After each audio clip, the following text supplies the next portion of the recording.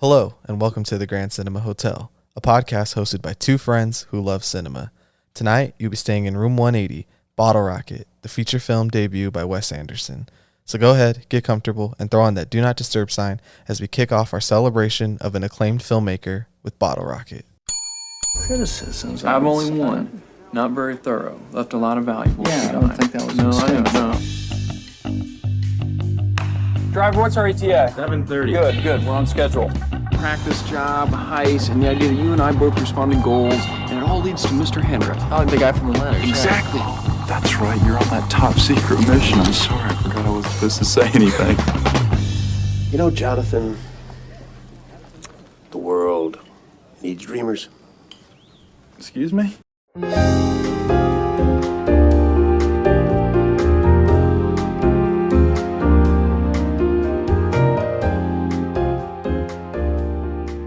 What's going on, all my halfway crooks, and thank you for checking back in. My name is Gus, and as always, I'm joined by Alvaro. What's up, guys? And before we get started, make sure you like and subscribe as it helps the channel a long way. Back after 2 weeks, back with a project. This is the first time we've done something like this. We promised this a little earlier in the summer, but it's finally here. I've been calling it in my own head. I haven't told this to you yet, but the Wes Anderthon. That's good. So, the filmography of Wes Anderson from beginning to end. And, we had to start in the beginning. Of course. This is a movie I haven't seen, and I don't think you'd seen it either, right? No, I hadn't seen it. Was this your only blind spot in the Wes Anderson filmography? Or No, I do you haven't. still need to see a few? I haven't seen Rushmore. Rushmore. Have you seen Darjeeling Limited? I remember I've seen it one time. I don't remember, and then I think one time you were watching it and you showed me some parts of it, but I feel like that's one I am excited to revisit. I almost bought the Criterion of that today because I was at Barnes & Noble and I saw they had that one, and that was one they kind of stuck out to me. It's kind of one of my low key favorite ones. I feel like it's a little underrated, honestly. Yeah, I was gonna say is from what I've seen from it, I think it's some of my favorite stuff from him, but I can't really decide on it because I don't really feel like I have a current thought process on it. Yeah, so this is good because you're getting these out of the way one right after another.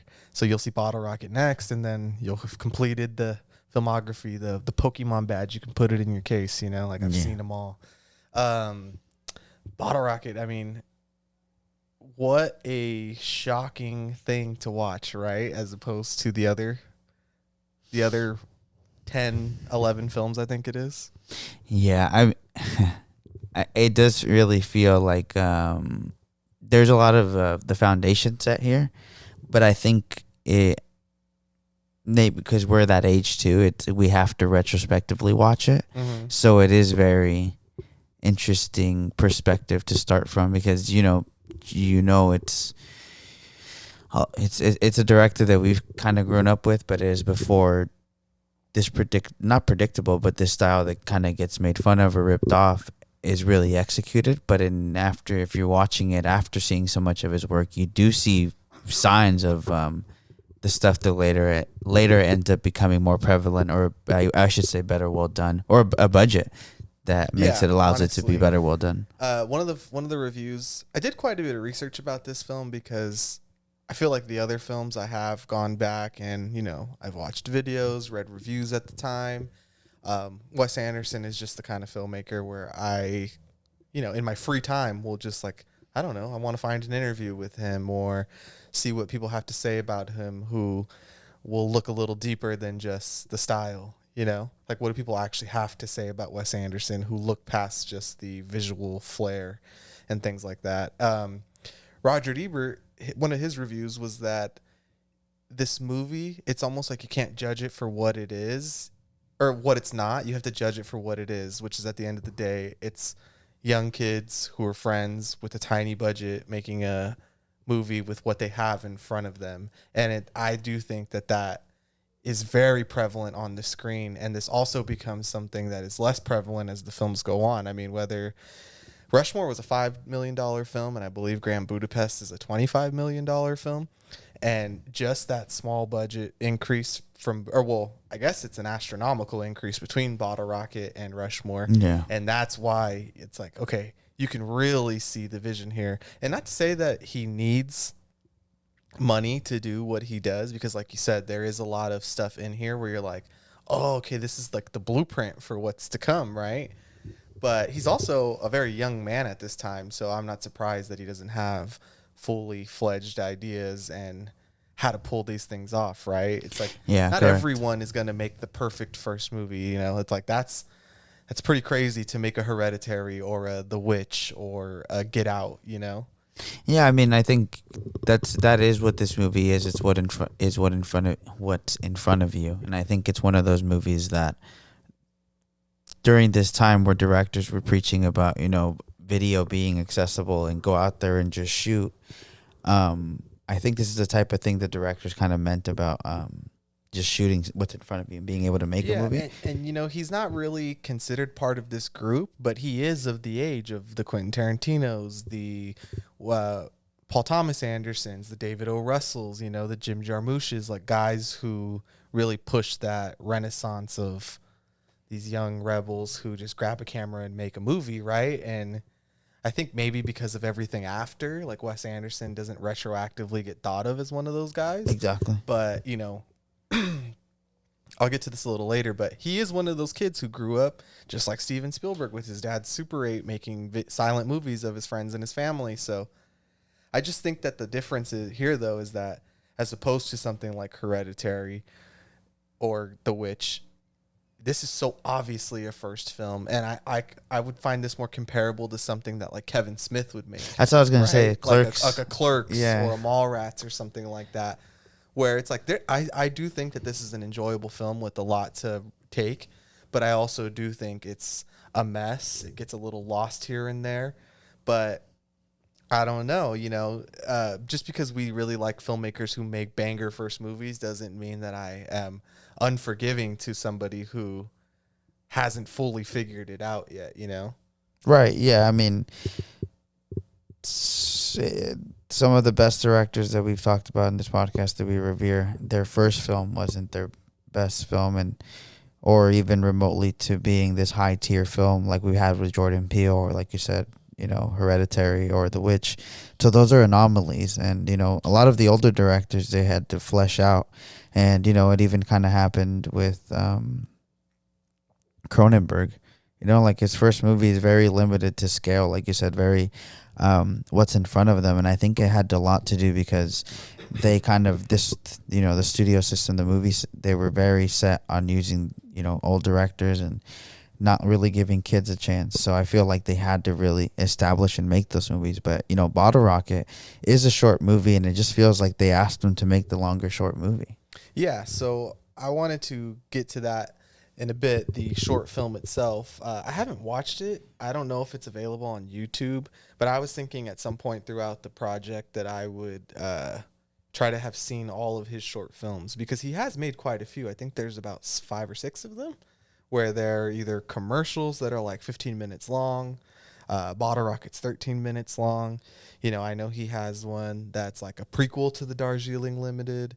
So there's a lot there to dig into, right? But for now, I kind of wanted to just focus on Bottle Rocket. But, you know, the original one was shot in 92, the short film, and it's shown in 1994 Sundance, where it's picked up by James L. Brooks, right? Legendary producer, The Simpsons and Tracy Ullman Show and many other things like that.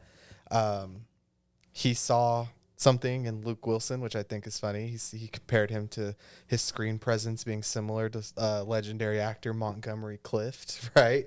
So I don't know if Luke Wilson has really ever thought of like that, but honestly, in his work with Wes Anderson, so this movie and Royal Tenenbaums, like I can see where there's like that lingering kind of, I don't know, something that like Jeremy Allen White or Austin Butler or Timothy Chalamet would try to pull off today. You know, it's almost like a James Dean thing. I feel like everybody, that's an easy way to pinpoint what I'm talking about. It's like this brooding, kind of lost, depressed young man, you know. He has to look for it too. So yeah, I do think that he gives a good performance in this movie. I'll say that. He's not necessarily my favorite actor or anything like that, but I don't think I've ever really been like just disappointed when I've seen him in a movie. I mean, there's the interesting aspect in this movie that all 3 brothers are in this movie, correct? Yeah. And The Wilsons. again, really plays into what's in front of you. But I do think that in favor of like what works for you when you have to do that is that obviously these three brothers and Wes Anderson themselves are pretty close, so that it does feel like the performances that they're giving is because they all understand that this how serious they actually want to do this. It does feel like it's like a group dream, and so it did feel like this was all executed, and they themselves really wanted to bring their A game to their performances. Because, like you said, not my favorite, but I do think they all this like the performances and the characters that they wrote out for the script is what I think carries this movie. Yeah, and you know who else felt kind of the same way was actor James Caan, who's in this movie. I was watching a local news channel in Dallas do a report on the movie when it first came out in 1996, you know, and they're like, local stars, Wes Anderson, Owen Wilson, Luke Wilson, like this local Dallas trio. And it's like, James Caan sees a lot in them too. And he was like, you know, these are some young guys who have good heads on their shoulders and seem like they're having fun. And I like their attitude about how seriously they're taking this, making a movie. So I'm sure there was other reasons why, you know, mortgages are due, things like that. Yeah. Right? Why he was probably in this movie. But I think even, you know, James L. Brooks and James Caan and also producer Polly Platt, who is also very well known, kind of seeing the vision early, you know. And then when this movie comes out, one of its biggest supporters is good old Martin Scorsese. We talk about him all the time. This is one of his favorite films of the 90s. This might be the first time I disagree with him on his opinion, right? I don't know if this is one of my top 10 favorite films of the 90s, but I do think it does encapsulate a vibe that you don't see in movies that are probably past like 2005, honestly. Like, it just has something about it where it's like it's so crystallized a time that I remember. You know what I mean? Of like, I remember when people dressed like that. I remember when people looked like that. You know what I mean? Yeah, It's kind exactly. We're talking about almost 30 years ago now. It is interesting because it does come off as one of the words that he gets used to get like described a lot, and sometimes it's like a lazy word. But like, this movie is still quirky. You know what I mean? The whole essence of the movie is, like you said, there's this like I would say this like testing of reality, where this movie, in what scope does it sit in a regular type of rich environment, right? Like the kind of kids that they are. It does feel like in the era, this is something that there's movies now that I've seen, maybe The Worst Person in the World comes to mind, where someone like the character here, Luke Wilson's character, kind of has a more serious derivative in the story, and this becomes kind of a movie that's kind of made more now about, you know, self-reflection and stuff. But then this movie, at a time that it was made, instead kind of just takes it as almost like the fact that this condition would only exist in the kind of world that they live in, and it wasn't really as mainstream. Does that make any sense? A rich kid malaise. You know what I mean? Yeah. Like, my life sucks. He's right? like, because like even like he's going through mental breakdowns over jet skiing or water skiing or whatever. like anxieties, and like she's just like, he just got sad. You know what I mean? Suburban anxiety. And I just think at the time, you know, those movies of suburban anxiety, you know, we're not complete experts, but I don't really think before this era, the 90s, it's something that was really, I'm sure there was films made on it, but it didn't really feel like they were films that are really, like, people really resonate with. I mean, honestly, much. the great film about suburban anxiety is Rebel Without a Cause, right? Yeah. And I do think that this movie is, you know, Rebel Without a Cause is one of those movies that is so influential that it's like DNA is spread in movies that have nothing to do with it, like in terms of similarity, like the tone of the film or whatever. Right. But it's like you always have to think about like young people with the suburban angst, feeling lost, kind of I guess ungrateful is one word to use, right? Of like their situation that they're in. Everything sucks, you know, or like, oh, I'm just so depressed because I don't want to talk about jet skiing anymore. Or it's like you know, Taxi Driver, you know, so it's like that's obviously to not a teenage angst. It's more of a like a taxi driver in New York, but I do think because you brought him up, like Martin Scorsese can identify that this is a world of a very specific type of demographic, and those always make for the most interesting stories. Mm-hmm. Yeah, that's a good point. I did want to talk about Wes Anderson in general. I thought a fun thing to do during this time too would be to kind of check in on Wes Anderson and where he was in his life. Maybe try to find what some of his inspirations are. And honestly, in doing research for this episode, it makes sense. Like, you could say this is maybe his most personal movie because at the time he's making it, he has no experience other than his own life to write about. So it all feels so real. And like a lot of the reviews I read for the movie kind of said that they felt it almost had like a documentary feel to it, not because it feels so real, but just because the relationships between the people feel so like normal. You know what I mean? Yeah, like, exactly. I know it sounds funny to say it like that, or it's like, duh, but they feel so lived in and so real. Like these really are just two, especially because you have unknown actors at the time too, and it's a small director, so it almost feels like, where did this come from, you know? And it's like, I don't know, 4 friends planning to make a movie, and then the movie being about a heist. It's like those two situations are not that different, you know? It's like they are pulling off a heist by making this movie and getting away with it, you know? Yeah. So it all just feels so connected to who he is as a person. So bear with me here. I kind of wrote a lot. This is the story of Wes Anderson. So Wes Anderson was born on May 1st, 1969, Houston, Texas. He's the son of a realtor and an archaeologist who divorced when he was 8 years old. He's the middle child of a set of 3 boys. His older brother is a physician, and his younger brother is a painter and writer whose art has appeared in several of his films. His family's literally the Royal Tenenbaums, you know, like the Texas version of them. As a young child, he made silent movies on his dad's Super 8 of his family and friends, like I said. In college, he worked part-time as a projectionist on the theater camp at the University of Texas. Hook 'em horns. Yeah. And this is where he meets Owen Wilson, who becomes his future roommate. And the interesting thing I thought about this, they just like us for real. These two, when they first met each other, did not like each other. They shared a screenplay class or a playwright class. They sat on opposite sides of the theater from each other the entire semester, and then it finally took until their sophomore year for them to bond over, wow, how about that, movies, right? These two writers. And when they're first kicking around this idea for the movie Bottle Rocket, they imagined it was going to be some dark, gritty, Goodfellas-esque drama about, you know, pulling off heists or whatever, right?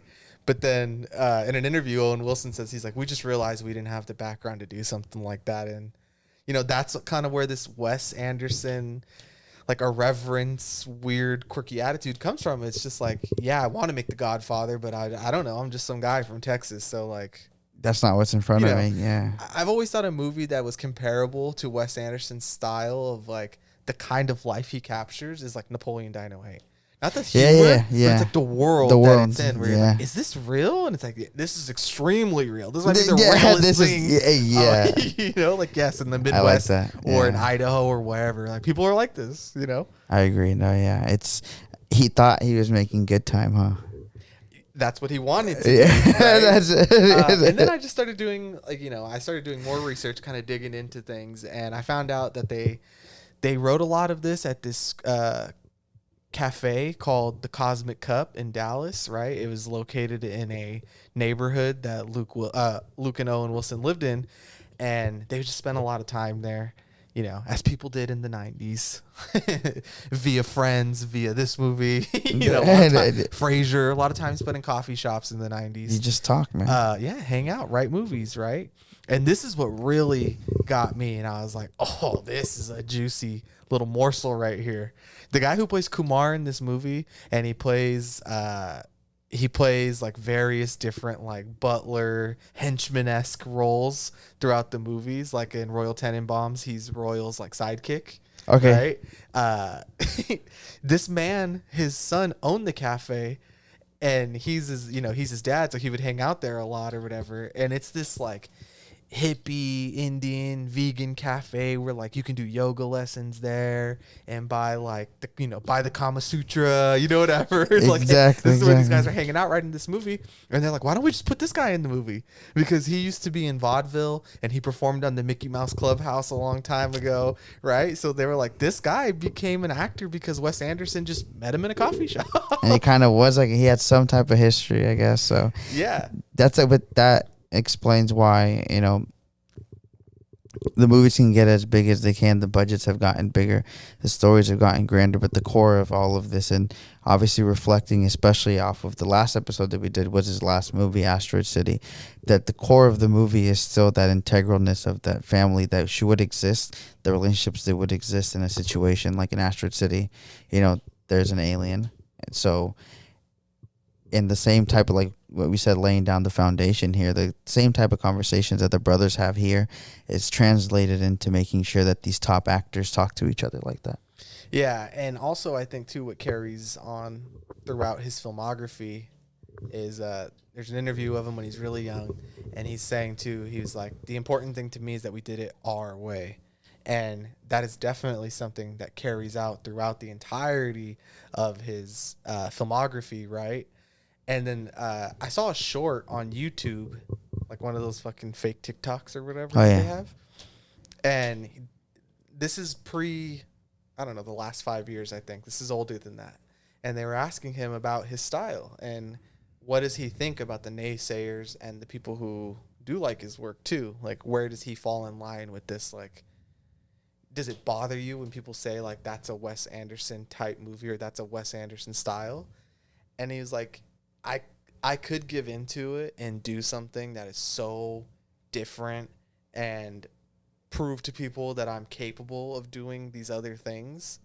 But at the end of the day, I only want to make movies the way I see them in my head and the way I want them to look and how I want them to feel and how I want them to sound. And if I have to live with people judging me because it's derivative, each movie's derivative of the last one and they're all kind of the same, he's like, well then so be it. I'm okay with that. I can live with that as long as it's what I want it to be. Yeah, I think similar, just because you said how you saw that, I had seen his, I don't know when it was, but it was, I'm pretty sure, years after the Bottle Rocket came out, and like the reaction to Bottle Rocket and how people would get up and leave, and he was sitting there and he got really nervous about it, and he just kind of knew like, oh, people aren't liking this. And then he's like, I got up and left and went to projection room because I just couldn't really, he's like, I made sure nobody saw me because I didn't want to add to it. But So- it's Owen Wilson almost joined the Marines because of this movie. Like, he was like, fuck, like, not gonna work. I don't think this is gonna work. I listened to a piece of the Criterion commentary that they did for this movie, many years after. right. And Wes Anderson, he kind of just harping on what you were saying, is that the screenings and the reshoots and everything else like that, where he just kind of almost walked away from the whole thing after, his one go, kind of like, fuck this, like this sucks. I hate this. Like, I love making the movies, but all of this part of it, I hate it and I don't want to deal with it. And Owen Wilson even said too, like, it got to the point where like we would have to go get him. Like, he would lock himself in his room or hotel or wherever they're staying, and like, you have to come out. You have to keep going. Like, we have to finish this movie, because there was a point where they all kind of had thought about, like, I don't know if I want to do this, Yeah, they were invested though too, so they had to go for it. But I think that's what reminded me of that is you bringing up that how important it is to him to do it the way they wanted to do it, the way I wanted to do it, is the way he says it. And I think it's because of that, like he even himself maybe doubted himself the way that he had done it. And Rushmore doesn't get made without this, without the right people liking it, without someone like James Caan, like you said, everybody who kind of vouched for him. So, even in an inspirational way, sometimes you're too hard on yourself. And that's how you kind of find out people who end up being special. They'll always feel that way about themselves. And this movie, although, like you said, I'm in agreement with you, isn't one of my favorite movies, I do think it's ambitious. And that's what ends up being his thing as well. Not just the style, but his movies are ambitious in the way that I think the biggest thing that I picked up on here, and I think ends up being a problem here because of the budget, is that he always ends up still wanting to tell you about everybody's life before and after and really detailing it, right? And everybody here gets their happy ending in some way. And I think that when you have a cast small like that in a movie that has a runtime that isn't as as much time as he gets now, it does feel like you're trying to tackle too many things at once. Yeah, I think for me, where it falls apart as a movie and where he learned to change how he tells a story and how he includes all of these characters is, in the very beginning of the film, there's like a narration. It's something that was there from day one and is carried on throughout, which is like narration with pictures of, photographs, still images of photographs, diaries, journal entries, right? Yeah, 75-year exactly. plan, right? That's the stuff that I'm talking about. In a later film, he would do one of those for every character. Boom, boom, boom, boom, boom. And then you would know everything within like 20, 30 seconds, right? Right. Or like, you think about not the Grand Budapest, the French Dispatch, when he's introducing all of the writers, right? This guy hasn't written a sentence. This guy writes too much. This guy stands in the hallway. And he learned to like overboard you with information almost, right? And I think in this movie, it lingers, and I felt like the disconnection here from the rest of his movies is that Wes Anderson's movies are very I don't want to say plot driven, but like as in this is going to happen, so then we're going to show this, and then this, and then this, and then this, and then boom. You know what I mean? And it's like it's about the journey. It isn't really about the plot unfolding. The plot presents itself, and then you're along for the ride. It isn't Wes Anderson movies are never a mystery of what's going to happen. And I think the best example of that, honestly, because I watched it pretty recently, is Fantastic Mr. Fox, of like how his movies work. And I think in this one, it's just, I don't know. It does feel like not even a budget thing, but just like a director who doesn't know how to rein in his story to like tell it in a way that isn't wasting any time. Because for this being not the longest movie, it does also feel kind of like a lot of fluff, a lot of pacing issues.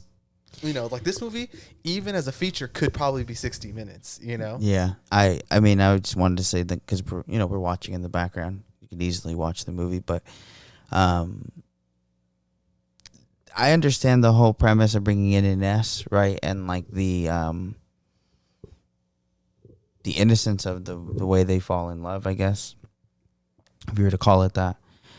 But that's what you said, like before, and I know that its purpose is to serve that, or to show that somebody who up until this point you think about like what a hooligan, right, is just vulnerable to a state that like, oh man, he's just really sad and he still wants the same things that everybody else wants, and ends up being like a driven plot about him being in love. But I do end up thinking that it really does stop from the boys. Like, and I'm kind of like, the premise of the movie, like you said, is the heist and pulling off these heists, and James Caan's character and doing that, and it ends up feeling like the Ines stuff is just like a sidetrack story that's like a half of another story that's just him. And I end up feeling like, okay, so here he, like, Luke Wilson's character gets a check mark because he falls in love and he's happy. Owen Wilson's character gets a check mark because he goes back in the crew and he's happy with his brother. And like everybody feels like they get their check mark, which I end up in this movie, like you said, for 90 minutes, end up feeling like I don't think you needed to do that in that way that you did it. And it's almost very like it's a good thing, because you end up feeling like, I haven't seen Rushmore yet, but I can obviously tell based off what I've seen that he ends up, like you said, learning to be like, let me cut this, let me cut this, let me cut this. I'm not really sure how I feel about her, because I feel like, as you said it, my opinion kind of shifted a bit, because I do feel like the movie has a lot of pacing issues and stuff like that. But I honestly do think that her side plot adds something to the film, because like, as for like the themes of this film, I do kind of see this almost as a coming of age film, even though these are men who are in probably college age. I wouldn't say they're like 18, 19. If I had to guess, they're in their early 20s, right? Still coming of age. Yeah. So not so much coming of age, but like just becoming a man, right? Yeah. And I did see that, our three main characters of Dignan, Bob, and Anthony, right? It's just kind of growing up. They all end up, like, none of them want to be criminals, really. Mm-hmm. They just don't know what else to do with their life, right? Very similar to City of God. Yeah, like, this is just kind of like a lost group of guys who are, I don't know, like they let Dignan be their kind of leader, right? But who is he to be leading anyone, right? Yeah. So I almost see the Inez, like, Anthony and Inez falling in love as like this is something that actually happens in real life. Like, yeah, you and your boys have a plan. Like, oh, we're going to start a band and whatever. And then like, actually, I don't know. I fell in love with this girl and this is better. You know what I mean? Yeah. So I do see that, but I also think it just lingers a little too long. Like, I do think there is a way of doing it where it doesn't have to take up, like, I don't know, 25 minutes of the movie. But also it might just be the director himself, It's like, is this a heist movie? Is this a coming of age movie? It's like, it's a lot of stuff. And I just don't think that he is ready at this point to get that done in such a way where it's like, it makes sense, If we had the sound bites right now, I think this whole episode would be Henri basically saying, like, I see what he's doing. I see it. Yeah. He's cooking. And like, I wanted to talk about I wrote for this movie, the blueprint, right? Of like what's there and what's not there. So we can get to the synopsis too in a little bit. I mean, I don't really want to talk about the movie too much.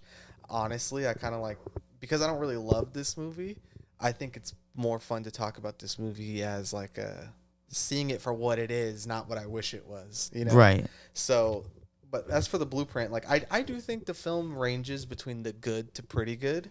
Like I would say 3.5. I don't think it's a 2. I don't think it's a 4. I do think that, I don't know, like there's just something about it where it's like you see it. Yeah, You know what I mean? Like yeah. you see it, like, okay, this guy could do something. But as for the things that are established here that become like the trademark, like Andersonisms that everyone's trying to recreate, it's like the meticulous planning, right? Like that never goes away. And like that just must be something about Wes Anderson. And I said in the Asteroid City episode, it's like something about being a filmmaker. It's like filmmakers, writers, it's like you have to be this meticulous because what you're trying to bring a world to life, and you can't do that unless you are Bringing it to on life. your shit. You know what I mean? Of like crossing your T's and dotting your I's, right? So yeah, the meticulous planning, the close-ups of journals, diaries, photos, while narration is said. Quick close-ups of actions and motions, like shooting a gun, right? Like you see the gun load, you see it go off, you see the reaction. The overall whimsical nature of it, right? I also noticed in a lot of Wes Anderson movies, I think what makes them so silly and quirky, that word that people like to use, is that there's a lot of coincidence in the movies. Like he uses coincidence a lot to push the plot, like because it's like they take place in these like elevated, fake, I don't know, like bespoke worlds, right? Where it's like, to cut I don't know if this is actually in a Wes Anderson movie, but like something I could imagine is like two guys talking and then the camera pulls out and cuts to the left and it's like, oh, the door's right there. You know what I mean? I see what you mean. Yeah. Like just small little things like that. Really long takes, right? Especially when like you think of like the neighborhood scene in the beginning where they're going to rob Anthony's house as a practice test. And there's this long conversation about cardiovascular and physical exercise and things like that, right? And what I learned in the commentary actually is that was going to be a talk about, I think they said The Godfather or movies or something like that. And the studio was just like, This is too much. Enough. We saw Reservoir Dogs. We don't need another new guy doing this. Yeah, that's what I was going to say. So they were like, make it something else. And then it just became a long talk about athletics. But I do think that became a staple piece of Wes Anderson's work, of like these extremely long takes of these long kind of tedious conversations. Similar to Quentin, right? Like you brought up Reservoir Dogs, like where the conversation, obviously they approach it differently, but where the script, I think that's why they end up standing out, like I said here, because the characters do feel fleshed out and the conversations they have feel real. Yeah, and right now we're seeing one of the moments with Inez too, and it brings me to my next point, is like that one of the things that people have always missed about the Wes Anderson movies is between the style and the flair and the panache that he puts on the screen. It's like those small, intimate conversations are really the meat and potatoes of the movies, and those usually get overlooked, honestly. I don't want to say by film people, but just your average audience, oh, that's the guy who does the thing, right? Like, but you never bring up that he has these really intense, meaningful conversations between moments of flair, Yeah, I mean, I think in Astro City, the one that stands out to me the most is when he's trying to figure out, just a sidetrack, kind of like in a movie that's so meta to itself about actors playing actors in a play, and then the Or TV actor show. in the the actor in the play now questioning what this is all about.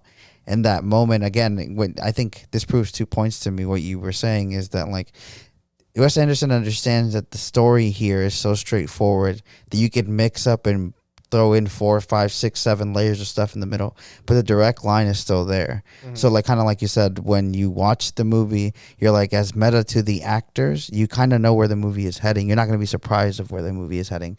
And then those moments that you're talking about between the flair, it's like when he does start to question the whole, point of the movie, which I feel like where the messages come out is the conversation with Margot Robbie, which is in the own movie. They joke about it being coincidence is a small role character, but the essence of that conversation that you're talking about that is very personal ends up being like the conclusion that our main character gets to. So it's found in, a 5-minute intimate small talk between 2 actors. And those are the things that really just end up getting lost to most people. You know? And that's They're his like, style. Oh, the symmetry.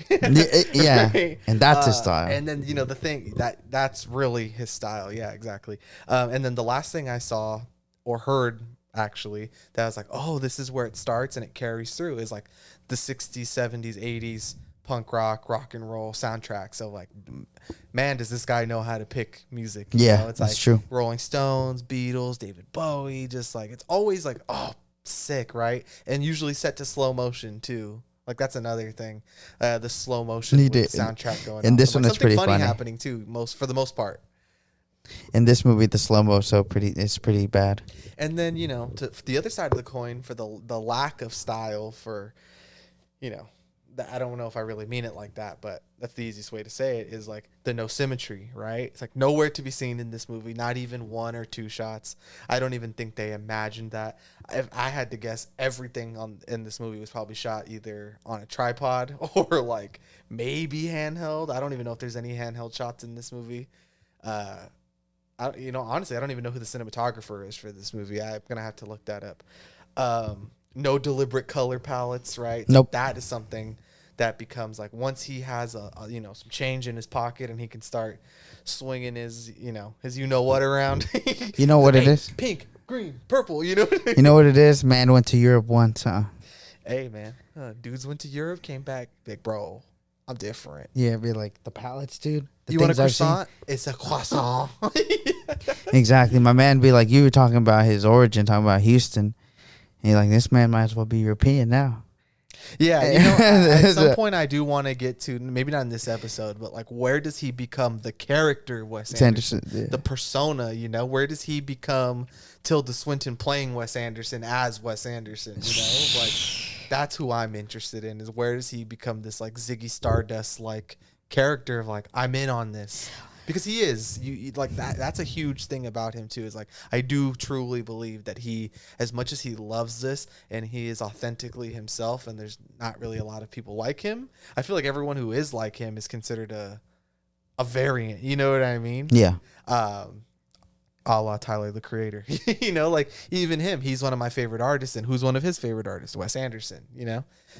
Dudes go to France once, right? They come back all of a sudden plaid checkered suits and things like that, right? Rally cars and shit. Yeah, little BMW, huh? What the hell? I'll be like, Germany. Be like, do you know what those kind of cars are? No symmetry, no color palette. And then I would say that these actually feel like people instead of characters or even caricatures, like I think that a lot of his other characters do end up feeling like.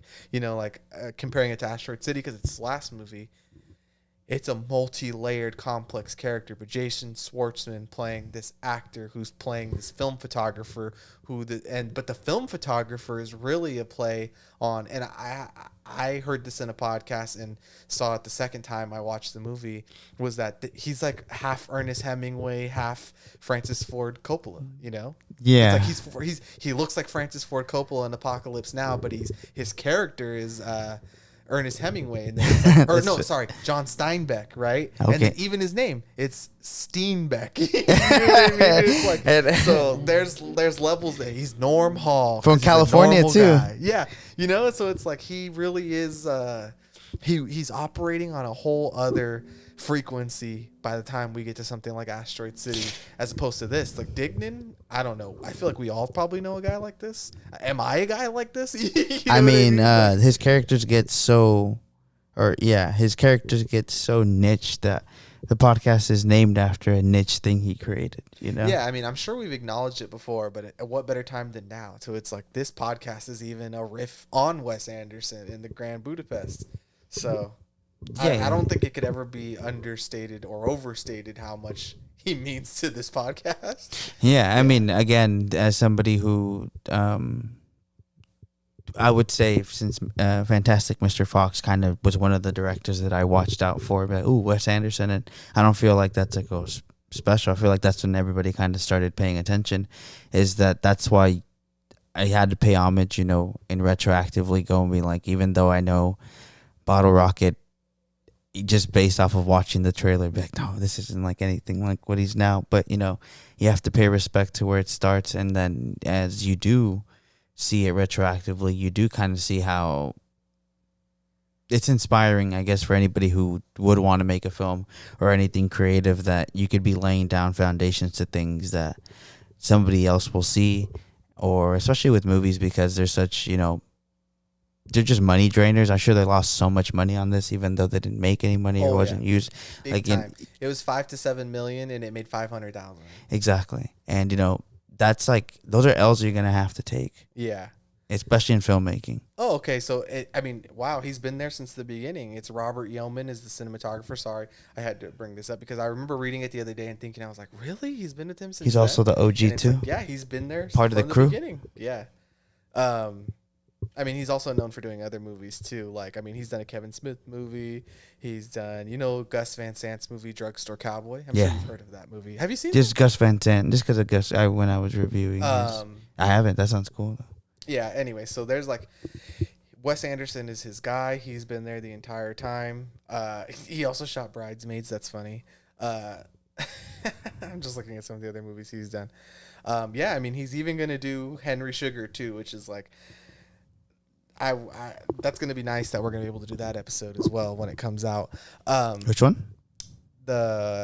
What's it called? The Wonderful Story of Henry Sugar. It's that short film that's coming out for Netflix with Dev Oh, Patel and- yeah. His, and okay, yeah. It's got some of the Grand Budapest guys in it. It's got who else? Oh, Ben Kingsley is in it, right? Yeah. And it's based off of a Roald Dahl, so the guy who did Willy Wonka. It's coming out within the next 2 months, right? Something I like believe that? so. Yeah. Hopefully we can pan this thing out and make it last long enough to to do that. But who knows? I think it is pretty soon. It's either next month for sure. This is already a convoluted mess because it's like we've done 2 of his movies. Now we're going back. Another one's coming out. Oh, Like, that's so- true. We have done 2. I It is forgot. what it is, man. I do think that maybe when Henry Sugar comes out, maybe what we do is we do Bottle Rocket through I think Darjeeling? Isle of Dogs would be Okay. the last one. And then when Henry Sugar comes out, we do the retrospective of like the revisit. How do you feel about the French Dispatch and how do you feel about Asteroid City since the time they've come out? Because I already know I feel differently about the French Dispatch than I did when we first reviewed it. Yeah. So I've watched that movie probably 3 or 4 times now. Yeah. The French Dispatch I've watched twice since we saw it in theater and did the episode for it. So just based off of I like the first story on there. Well, I actually like the Timothy Chalamet one a lot too. So I just like playing those small little excerpts for a while. But it is interesting because that Netflix short that's gonna come on is basically what he would have done in the French Dispatch, one of the stories. Yeah. So I wanted to go back. Hold on here. Let's see. Let's just do the synopsis. We can talk about the characters, really.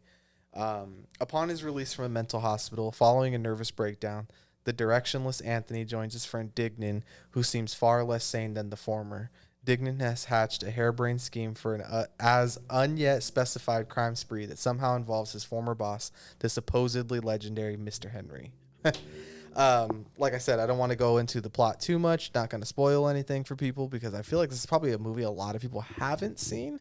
I bet you if you asked most people, they wouldn't even know that this is his first movie. I feel like, at least for me, when I was young, I remember The Royal Tenenbaums being the first one that my mom put on, and it wasn't like I sat there. I didn't sit my ass down and listen. Yeah. I just remember watching, coming in and out of the room, be like, hey, those guys have tracksuits. Like, I was like, look, they're all wearing the same thing, right? Like the Ben Stiller family. It's Ben Stiller. Yeah, hey, it's him. I knew who he was. From Meet right? the Fockers. But Not yet. so we won't get too much into the plot and everything, but it's not even really like the plot of the movie is not what the movie's really about either. That's why I don't think it's that important. It's like the heist. It's like there's a few of them. I do think that the first one is actually pretty funny. The one when they robbed the bookstore. Yeah. And you know what's funny too is like that the guy who is the bookstore clerk is also like I think he is the guy who owned the cafe. Oh, okay, that makes sense. I was gonna, cause that makes sense. Because when you said that, I was looking at that scene was playing, and I was like, this guy kind of looks similar. It reminded me like he kind of looks similar too. And I do think that that's a good scene because it has a lot of the Wes Anderson isms right there. It's like the kind of like high stakes tension, I guess, that he like as high tension as it could get in his silly movies, right? But then like even the way like he robs the place, he's like, yeah, I like left my sweater in there. Can I come in? Yeah. And then Owen Wilson's like, oh, you let him in? Well, I forgot my sweater too. Where? And he's like, oh, I left some money in here. And Where? money. He's like, the cash register. Yeah. Or like even when they're robbing the guys, he's like, you only have these small bags? Like they're small like popcorn sized bags. He's like, just put all the money in those. In the bunch of them. He's like, don't call me an idiot, you right? The old guy. He's like, sorry, sir. I think another part, because right after that there is the heist where you think they're just stealing from a house, right? In the beginning. In the beginning, yeah. It's I guess Anthony's that's house. and then you it's think Anthony's It's a house. And then I just like that he tells him, he's like, maybe we should steal your house next time. It's like, and then he just again, you find out these lived characters are like, oh, I don't like my parents aren't rich. Yeah. Yeah. I don't have anything And then to that's steal. why that's why he's the hooligan, man. That's why, yeah. That's why he's never home. But I do think those little excerpts right there between them also do work because one, they're brothers, so they're comfortable enough to really the relationship that they had would be something that is now very integral to a Wes Anderson film. Yeah, so one of the funniest lines in the movie too is like at the end where he's like, isn't it funny that you were in the nut house and now I'm the one in jail? Yeah. Right? Because like that's a through line throughout the movie is that like Dignan is the actual delusional nutcase, you know, who thinks that they're going to become these legendary heistmen and that I've got my life planned out for the next 75 years. And I know that there's a lot of Owen Wilson in the character because he is one of the co-writers, but I just feel like him and Wes Anderson, when they did become friends, they must have realized that they're kind of two sides of the same coin, you know?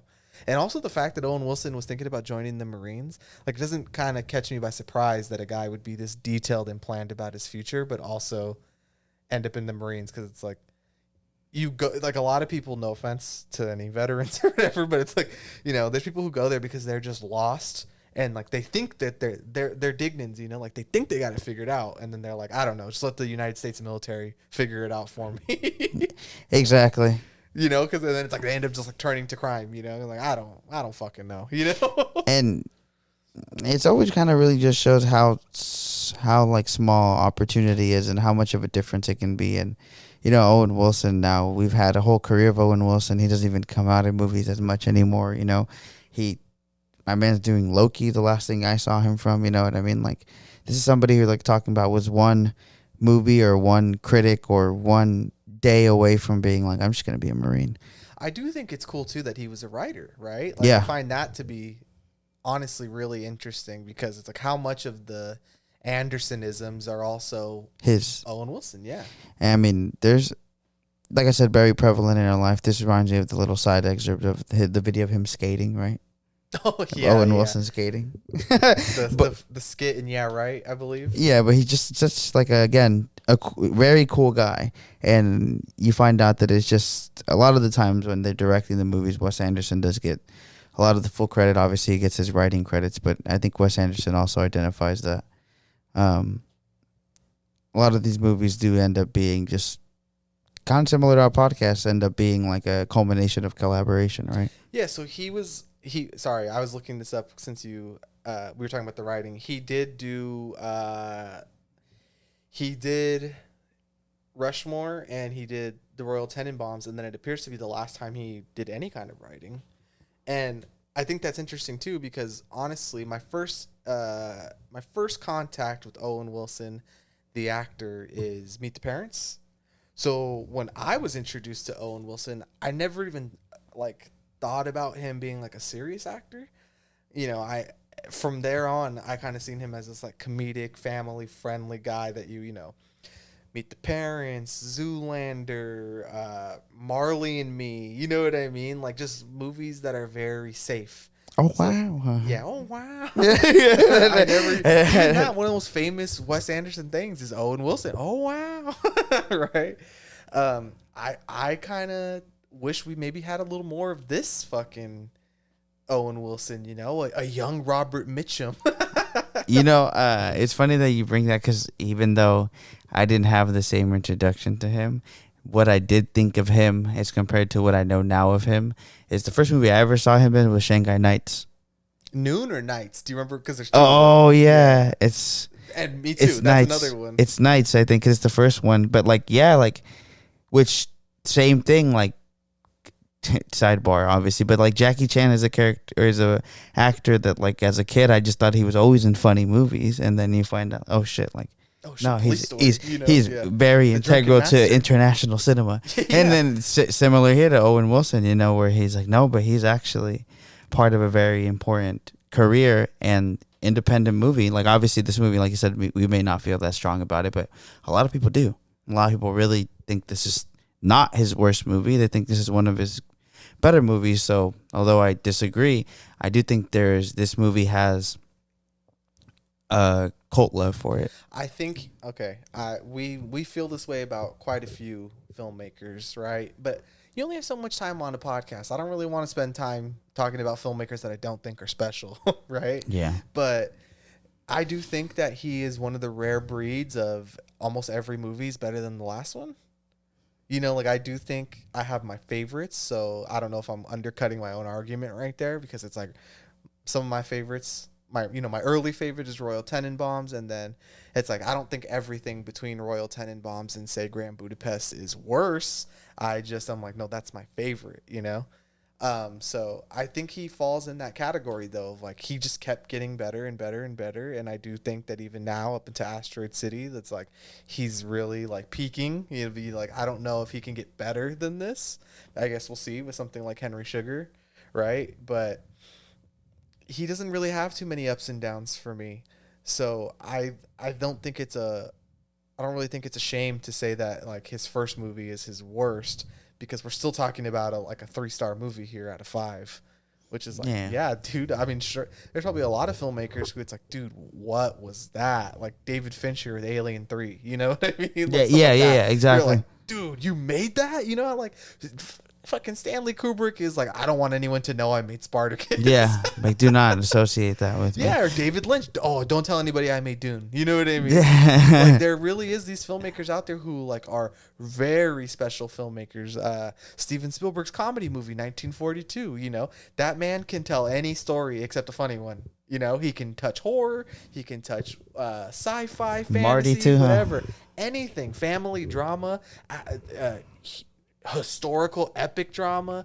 Ask him to do funny musicals. Yeah, silly shit. He's like, I don't know what to do. David Lynch too. Don't ask him about Dune, but he made the Disney movie. He's like, that one's fine. Yeah, he made that movie The Straight Line, right? Yeah, which is like, that's even funnier because you know what? He's ripe for this kind of project because he also doesn't have like an immense amount of movies.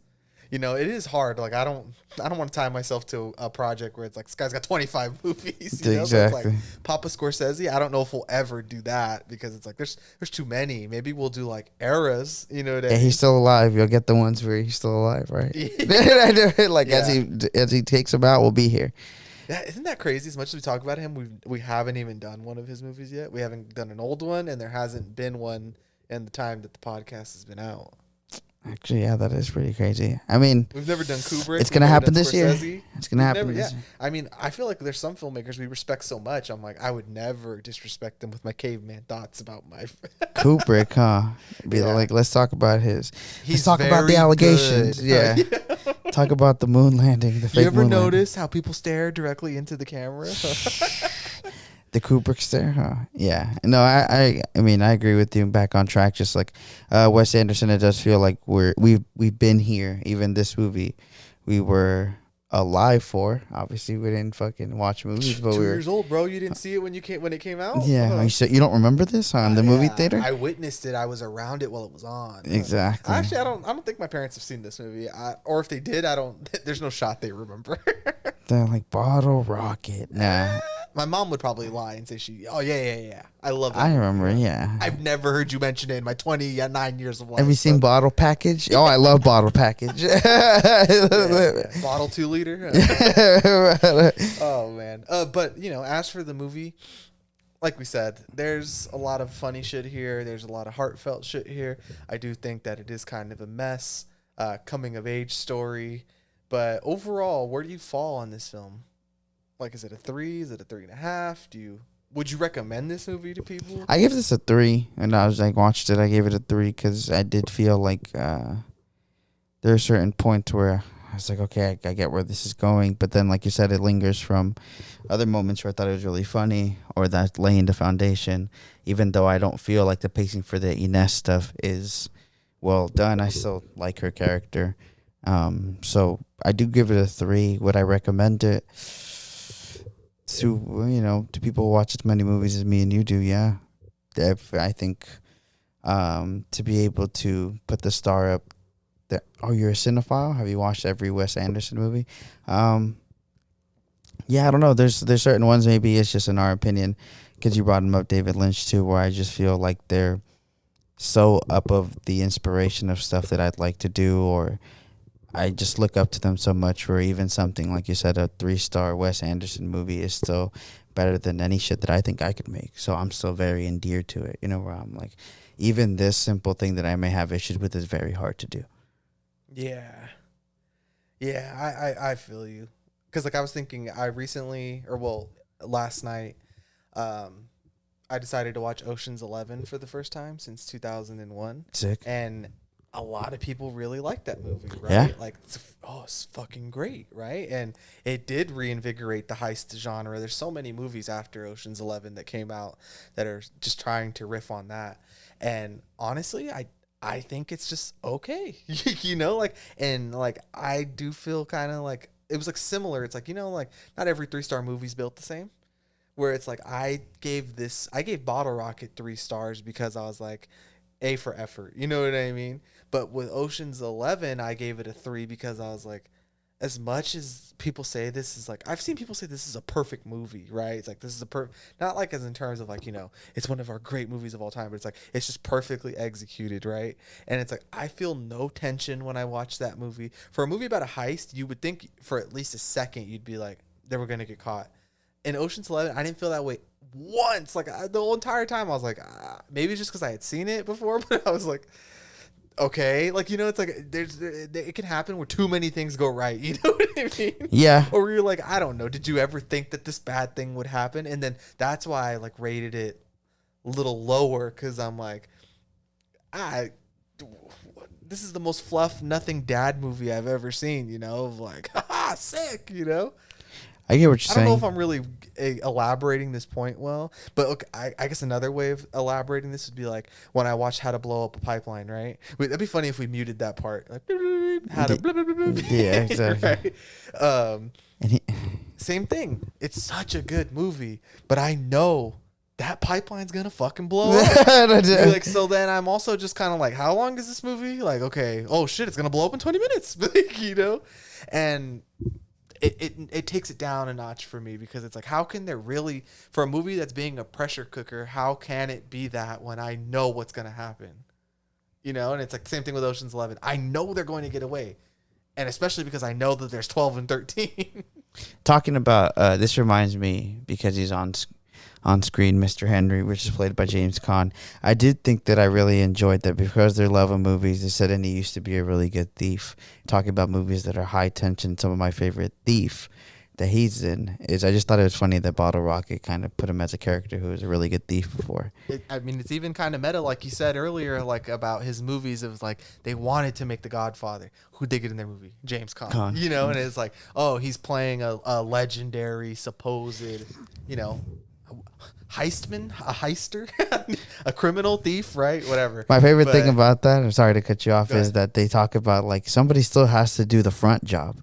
Oh, yeah. That's my favorite. That's like my favorite thing. Because it's not easy. He has landscaping, and they were like, everybody has to have a front, and you actually have to do it. Somebody has to do the landscaping, you know. But I did think that again because I didn't know how much of a, obviously, you know, most directors are a student of the game, but I didn't know that they were so inspired by Goodfellas and Martin Scorsese, and then that, like, you know, and then The Godfather, and then like you said, this makes so much sense that you would get James Caan.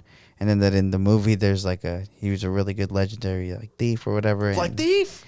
Yeah, and we were just kind of talking about movies that have high tension, like you said, that you don't know how they're gonna end. I mean, the movie's called Thief, yes, but that's a movie that I think is so well executed in those aspects where the movie doesn't, very similar to the Safdie brothers, like you don't know where it. Yeah. I mean, Wes Anderson and the Safdies couldn't be on any more opposite sides. Yeah. But I don't know, maybe that's just a personal bias of what I enjoy in a film is like, I don't want to just know everything. And then like, I think a better example of that is like Fantastic Mr. Fox. It's like, there's so many heists that take place in that movie, but there's, you know, for a second you're like, oh, I don't know, is he going to get away? Fuck, they blew off his tail. Like, you know? And I don't know, with this movie, it almost felt like, because it's so small stakes, because it's such a small movie, such a small budget, first time filmmakers, it's like, it just kind of ends. And then you're like, yeah, like, I don't know. I guess they all got a happy ending. You know what I mean? It's like, that's cute, you know, not to be like demeaning, but like that's cute. Yeah. Cute movie. I guess you're like, at the end of the day, it is becoming like the age that they're at. Like you had schemes, you had plans. Yeah. You know? And like, again, that's the realization at that age to be like, oh, you could talk all this shit, but I suggest you do what your parents did, sir. Get a job. Exactly. You know, and it's still admirable. I think, I still enjoyed watching it. I think, again, I haven't seen too many movies where Owen Wilson is kind of being given a more serious role, and I think I did just really enjoy that aspect. And I do think the characters here are it does remind me of almost same way like Sean Baker movies as well, where the characters, like I said, they're very real, but not as obviously Not gritty, yeah, underworld, underbelly. but still very, very like shit. I mean, this is very Texan, right? Is what this movie is too. Yeah, Ultimately, very Dallas. So I mean, I feel like that kind of wraps it up nicely, right? I mean, do you have much more to say? Is there anything you want to get out before this episode ends? No, I mean, we're obviously gonna keep talking. West-centric for the next couple of weeks at least. So Yeah, exactly. So I think you have anything any else thoughts? that pertaining to him might come out in the other episodes. I mean, like I said, I'm just excited that we are doing this and that like I can say that I've seen the movie. There is like right now we're watching it, and so the funny aspect of him with the yellow suit and then getting made fun of, and then that made Luke Wilson's character be like, all right, I'm gonna join, and seeing how, like, you know, and then you have right after James Caan's character practicing, I guess, kung fu or karate, Taekwondo, something of that nature, right? Yeah. Again, this is like the comedic aspects of, like, you know, in later movies where our main characters end up being very like professionals or very niche characters that do certain things. That comes from here. You know, Yeah, he's a thief. Like, honestly, though, right now, you saying that about James Caan doing the karate, I think of like Alec Baldwin's narration, and it'd be like, Mr. So-and-so Henry was a landscape guy, but he was also a thief. He also had a yellow belt in Taekwondo. Exactly. Like Bryan Cranston at the beginning, right? That's what I mean, is that's a character that he could re-put in another movie. In Isle of Dogs, this character could have been there, not as James Caan, as somebody else. And it's just, he would have just told you, like you said, the narration would have told the story instead of it being shown to you. Let's for see if I can 15. do it better. It'd be like, okay, symmetrical shot, right? and it'd be like Mr. Whatever Henry, and he'd be like smoking a cigar, and he'd be like landscaper, and then it would show him out in the field, and then it'd be like Yellow Belt, show him Yeah. part-time Thief. crook, and then like show him like a small action sequence of them like riding in the back of the van, lowering the mask, and then getting out like, everybody put your fucking hands up, like, and then it would just cut to back to him, Exactly. and, like, and that's like, I'm not trying to do Wes Anderson AI here, but I'm just saying when I see this, I'm like, oh fuck, that's the thing that you're gonna do, and like you don't know that you're gonna do it, but I know No, because yeah. I've seen this already. Exactly. Yeah, so it's really satisfying, I would say, this project, because to go back and see a filmmaker where you're like, wow, there it was from the beginning, and like, look, that's the thing that you're gonna do. I don't know if we really get that with some of the other guys we've done, because like I said, the Jordan Peels, the Ari Asters, the Robert Eggers, these guys fucking fully baked right out of the oven, and it's like, oh shit. Like what you were gonna get in Nope, as like, people I feel like heavily have dismissed that movie already for how good it is.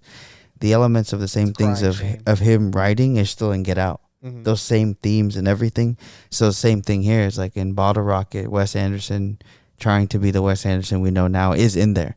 And same thing is like Nope is what probably Jordan Peele, the inside him being very cocky is what he's really venturing more what he really wanted to make. He's becoming very proficient at being a storyteller. And all of these great directors, like you said, and a lot of them didn't come out with bangers, but they have the basis there. And it just, as somebody who admires film and masters at it, it is good to see certain ones that you're like, even though this is bad, I'm sure you watch Steven Spielberg's movie, there's still stuff there where you're like, The Thing, like he did Yeah. or it's like, you're gonna do that in West Side Story again because people forgot because this movie sucks. You're gonna do it again because you're like, no, it didn't, the movie just sucked. This trick or this narration or this way to go about the scene, like I'm gonna figure it out, so I'm sure there's a bunch of stuff in that movie that even though it was considered a bad movie that he ended up taking up somewhere. Similar here, James Caan's character, he's like later was like, wait a minute, I could probably use that in Asteroid City. How Hong Chau's character, somebody explained in 5 minutes and gone in the same 5. Yeah. So that for sure wraps it up this time. Like, subscribe, comment. Bottle Rocket is currently on Hulu, so if you got that, why not fire it up? Who doesn't have 90 minutes to watch a good to pretty good movie on a random Monday night, or whatever night it is when you're listening to this. Like I said, like, subscribe, comment. Let us know your favorite Wes Anderson movie. Let us know if you watch Bottle Rocket. Let us know other filmmakers that you would be interested in seeing us, talk about their filmography. Please try to keep it to somebody who has less than 15 films. Someone like Just Sean because- Baker is cool. Yeah, please. Give me like a 4 or a 5 kind of guy. Someone kind of current. Yeah. So thank you for checking back in as always, and we will see you next time. Bye-bye. Bye.